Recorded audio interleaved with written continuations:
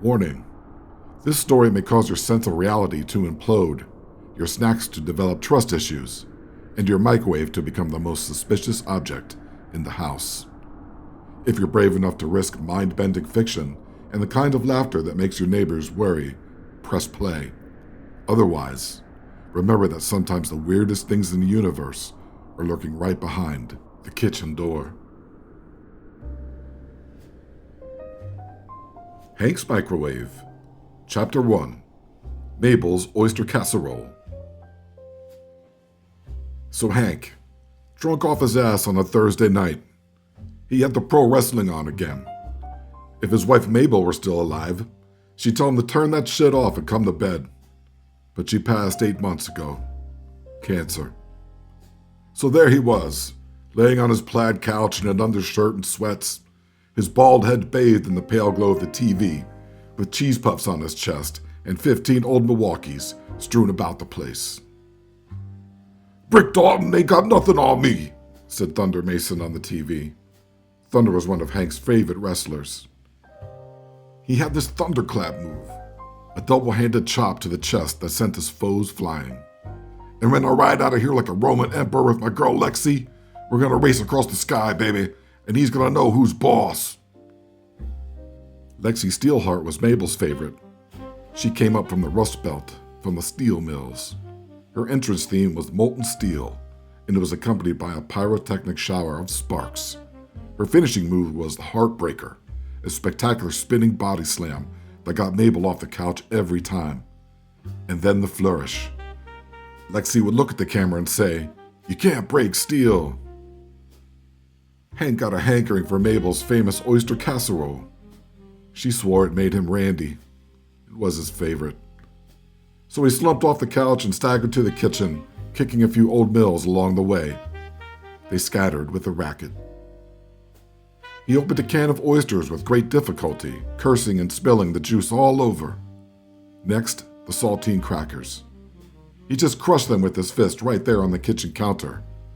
Thunder Mason would have been proud. Then 2 sticks of butter. Mabel used half a stick, but who's counting?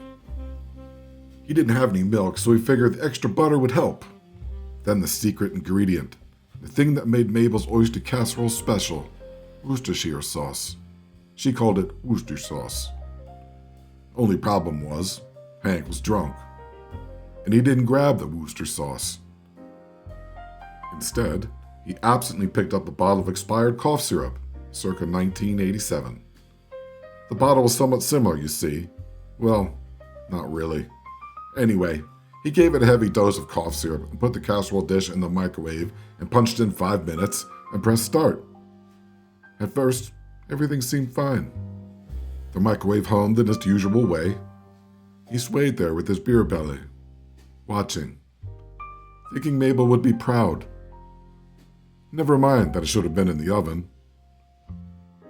His concoction bubbled pleasantly. Then he heard this strange, high-pitched squeak, like a wet balloon pulled through a moth's ass. He waved it off. He opened the door and was sorely disappointed. What should have been Mabel's famous oyster casserole was just a greasy mess in a dish, with a lake of butter oil on the top. It looked like half-cooked brains in there. Nevertheless, he took it out, spilling oil on his mitted hand, cursing, and slapped the dish on the kitchen table. He stabbed it with a fork and had a taste and said, "Bah," and dumped it steaming into the trash. In his drunken stupor, it didn't occur to him that the hot, soupy concoction would simply melt through the garbage bag and leave a nasty mess in the can, something he wouldn't discover until a few days later when the smell overwhelmed him. Dejected, he took a piss and stumbled to bed and fell into an unsettled, alcoholic slumber. Now, what really happened inside the microwave, what escaped Hank's drunken ass, would alter human history. It would dwarf any event preceding it: the discovery of fire, the invention of writing, the fall of the Roman Empire, the wars. Einstein's relativity had nothing on Hank. At about the 1-minute mark of Hank's cook, the active ingredients in the expired cough syrup, dextromethorphan and sodium benzoate, formed a crystalline compound catalyzed by trace minerals in the syrup's water.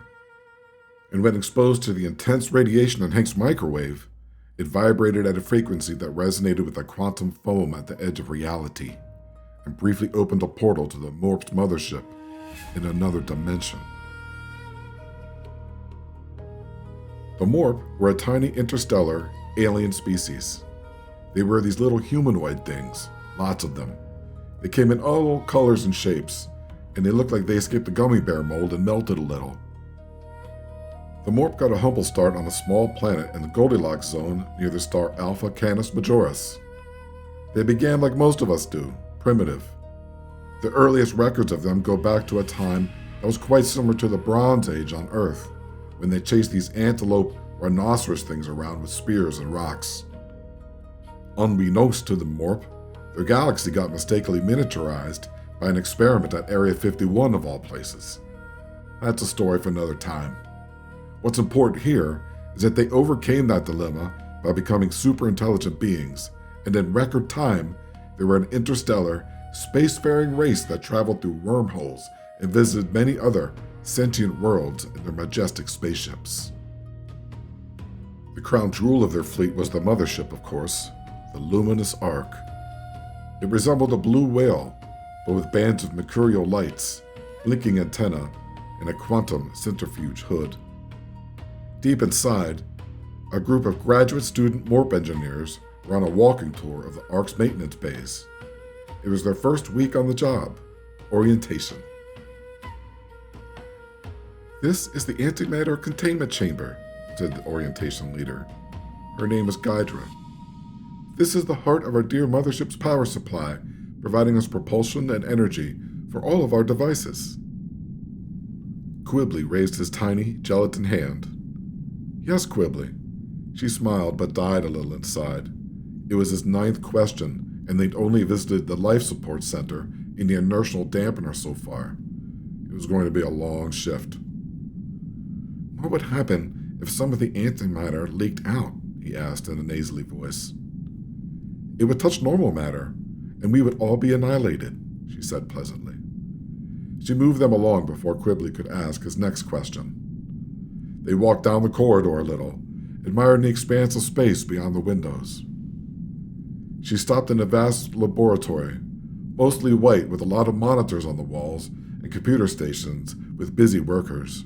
In a striking way, it resembled the control rooms of the Apollo missions. "This is the Shield Generator Diagnostics Lab," she said proudly.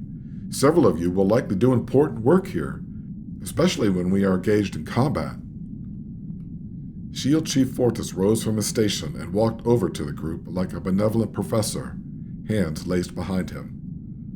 "Well, it looks like Fortis will join us for a moment. Thank you, Fortis. Anything you'd like to say to our new engineers?" "What a great-looking group," said Fortis. He was a little taller than the others, and his head was shaped like a gelatinous starfish. He gave them the rundown on the shield generator monitoring, how they could divert power from other areas of the Ark when needed, how they could keep the captain appraised of the whole shield situation. And he addressed Quibbly's stupid questions with mild annoyance. Gydra thanked Fortis for his kind words and led the group out. "Okay, next we'll see the Quantum Foam Observatory," she said.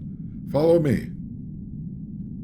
The new engineers followed her down the well-lit hallways, which led them along a long, gradual corner.